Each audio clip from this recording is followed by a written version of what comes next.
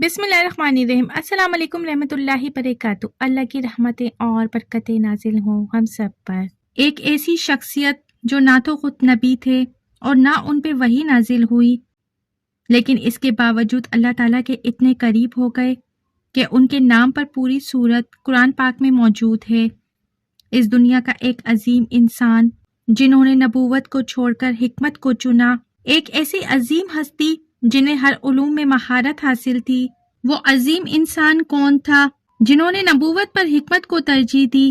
آج کی اس ویڈیو میں ہم حضرت حکیم لقمان کی ان باتوں کو جانیں گے جو آپ نے اس سے پہلے کبھی نہیں سنی ہوں گی۔ حکیم لقمان رحمت اللہ علیہ کا نام تو بچپن سے سنتے ہی چلے آ رہے ہیں، کیونکہ اللہ تعالیٰ نے ان کے نام سے قرآن کریم میں ایک سورت نازل فرمائی ہے جس کی قیامت تک تلاوت ہوتی رہے گی انشاءاللہ۔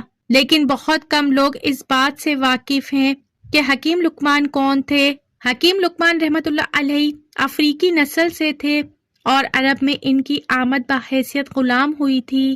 حکیم لقمان حضرت ایوب علیہ السلام کے بھانجے یا خالہ زاد بھائی تھے۔ حضرت جابر بن عبداللہ انصاری سے مروی ہے کہ حضرت لقمان مصر کے جنوب اور سوڈان کے شمال میں واقع ایک قصبے نوبہ کے رہنے والے تھے۔ حضرت لقمان سوڈان کے نوبی قبیلے کے ایک حبشی غلام تھے، لیکن بلا کے نیک، عابد، زاہد، حکمت اور دانا شخص تھے۔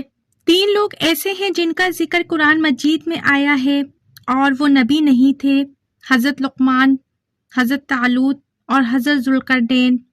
ان میں سب سے بلند مقام حضرت لقمان کو حاصل ہوا۔ آپ ایک دن درخت کے نیچے لیٹے ہوئے تھے، آپ کی آنکھ لگ گئی، خواب میں ایک فرشتہ آیا۔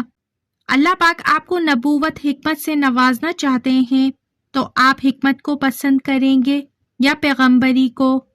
تو حضرت لقمان نے حکمت کو چنا۔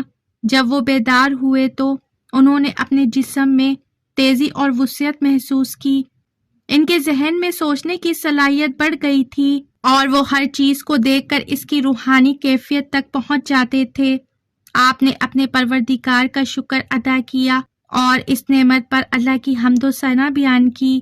اسی دوران حکیم لقمان کو ایک کافرے نے گرفتار کر لیا اور انہیں کسی جگہ لے جا کر غلام کے طور پر فروخت کر دیا۔ حکیم لقمان بنی حسحاس کے غلام تھے۔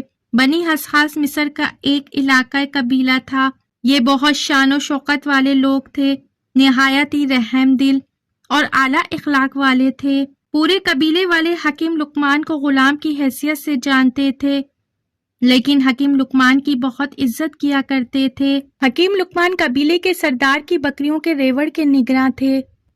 ویسے تو یہ ایک ادنیٰ سے غلام تھے، لیکن دنیا کے عقل مند اور دانا ترین لوگوں میں سے تھے۔ ایک دن ان کے غلام نے فرمائش کی کہ اے لقمان، ہمارے لیے ایک بکری ذبح کرو اور اس کا سب سے اچھا عضو ہمارے سامنے پیش کرو۔ آپ نے بکری ذبح کی اور اس کا دل اور زبان نکال کر اپنے مالک کے سامنے پیش کرتے ہوئے کہا کہ یہ دونوں بکری کے سب سے اچھے اعضاء ہیں۔ ابھی چند ہی دن گزرے تھے کہ ان کے مالک نے پھر سے فرمائش کر دی کہ اے لقمان، ہمارے لیے ایک بکری ذبح کرو اور اس کا سب سے برا عضو لے کر آؤ۔ آپ نے بکری ذبح کی اور دل اور زبان نکال کر ان کی خدمت میں پیش کرتے ہوئے کہا کہ یہ سب سے برے اعضاء ہیں۔ مالک کو بڑا تعجب ہوا، بولا اے لقمان، جب میں نے عمدہ اعضاء کی فرمائش کی تو تم دل اور زبان لے آئے، اور اب سب سے برے اعضاء کا کہا تو پھر تم یہی دونوں چیزیں لے آئے، یہ کیا بات ہوئی؟ آپ نے جواب دیا، اے میرے مہربان آقا، اگر یہ دونوں اعضاء درست ہیں تو ان سے زیادہ بہتر کوئی عضو نہیں، اور اگر یہ دونوں بگڑ جائیں تو ان سے برا کوئی عضو نہیں۔ عرب کے لوگ حکیم لقمان کی شخصیت سے بخوبی واقف ہو گئے تھے۔ وہ نہ صرف انہیں ایک دانشور حکیم کے طور پر جانتے تھے، بلکہ ان کے اقوال کو بھی اپنے اشعار اور خطابات میں استعمال بھی کیا کرتے تھے۔ اہل عرب میں بعض پڑھے لکھے لوگوں کے پاس صحیفہ لقمان کے نام سے ان کے حکیمانہ اقوال کا ایک مجموعہ بھی موجود تھا۔ روایت میں آتا ہے کہ ہجرت سے 3 سال پہلے مدینے کا اولین شخص جو نبی کریم صلی اللہ علیہ وآلہ وسلم سے متاثر ہوا وہ سوید بن سامت تھا۔ وہ حج کے لیے مکہ گیا۔ حضرت صلی اللہ علیہ وآلہ وسلم حاجیوں کے مختلف خیموں میں جا کر دین کی دعوت دے رہے تھے۔ سوید نے جب حضور اکرم صلی اللہ علیہ وآلہ وسلم کی تقریر سنی تو وہ بولا، آپ جو باتیں پیش کر رہے ہیں اس میں سے ایک چیز میرے پاس بھی ہے۔ آپ نے پوچھا وہ کیا ہے؟ اس نے کہا مجلہ لقمان۔ آپ نے مجلے کا کچھ حصہ سنا، پھر فرمایا یہ اچھا کلام ہے، لیکن میرے پاس اس سے بھی اچھا ایک کلام ہے۔ اس کے بعد آپ نے اسے قرآن سنایا اور اس نے اعتراف کیا کہ بلا شبہ یہ مجلہ لقمان سے بہتر ہے۔ ان کا مالک بھی ان کی حکمت سے آشنا ہو گیا، ان سے مشورہ کیا کرتا اور ان پہ بھروسہ رکھتا تھا۔ اسی طرح ان کی صوفیانہ باتیں اور دانائی پورے عرب میں مشہور ہو گئیں۔ لوگ دور دور سے ان سے ملنے آتے اور ان سے نصیحت اور حکمت کی باتیں سیکھتے ایک بار آپ سے سوال کیا گیا، آپ نے نبوت کے بجائے حکمت کو کیوں چنا؟ تو اس پر انہوں نے جواب دیا کہ اللہ اگر مجھے نبی بنا دیتا تو اور بات تھی، اور یہ ممکن تھا کہ میں نبوت کو سنبھال لیتا، تو مجھے ڈر محسوس ہوا کہ کہیں ایسا نہ ہو کہ میں نبوت کا بوجھ نہ اٹھا سکوں، اس لیے میں نے حکمت کو چنا۔ انہوں نے بہت سارے علاقوں کا سفر کیا تھا۔ حضرت لقمان نے 4000 نبیوں کی خدمت میں حاضری دی اور ان پیغمبروں کے مقدس کلاموں میں سے 8 اہم باتوں کو چن کر یاد کر لیا، جو یہ ہیں: پہلا، جب نماز پڑھو تو دل کی حفاظت کرو، جب کھانا کھاؤ تو اپنے حلق کی حفاظت کرو، لوگوں کی مجلس میں بیٹھو تو اپنی زبان کی حفاظت کرو، اللہ تعالیٰ کو ہر وقت ہر لمحہ یاد رکھو، اپنی موت کو ہمیشہ یاد کرتے رہا کرو، اپنے احساس کو بھلا دو، دوسروں کے ظلم کو فراموش کر دو۔ حضرت لقمان نے اپنے بیٹے کو انتقال کے وقت کچھ نصیحتیں کی۔ حضرت لقمان نے یہ بھی ضروری سمجھا کہ انتقال سے پہلے اپنے غور و فکر اور عقل و دانش کا نچوڑ اپنی اولاد کو منتقل کر دیں۔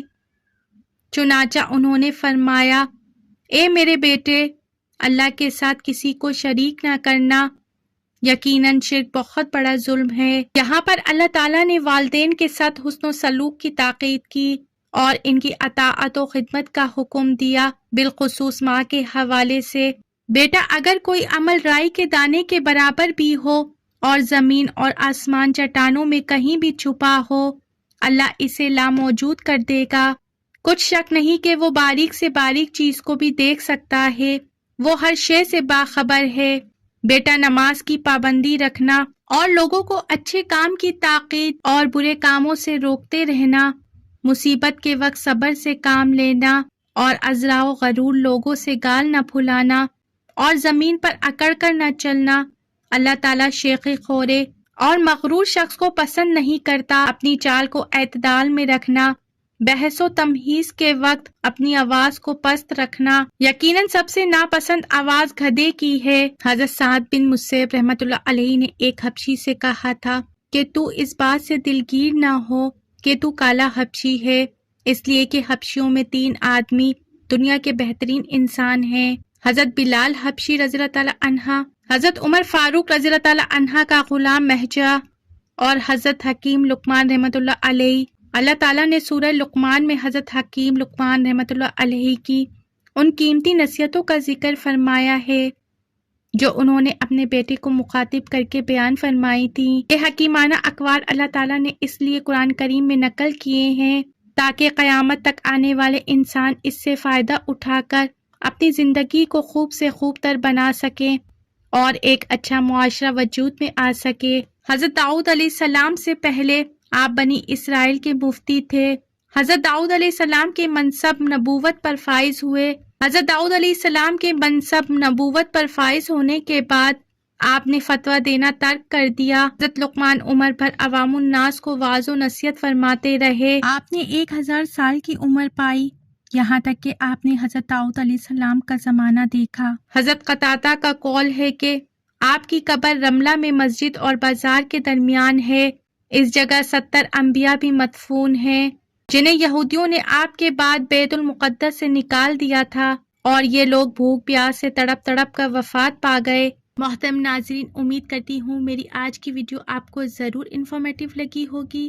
اگر آپ کو میری ویڈیو اچھی لگی ہے تو میرے چینل کو لائک شیئر سبسکرائب کیجئے، بیل آئیکن پہ ضرور کلک کیجئے تاکہ میری آنے والی ویڈیو کا نوٹیفیکیشن بر وقت آپ کو ملتا رہے۔ خوش رہیے، اپنا بہت سا خیال رکھیے۔ زندگی رہی تو پھر ملیں گے معلوماتی ویڈیو کے ساتھ۔ اللہ حافظ۔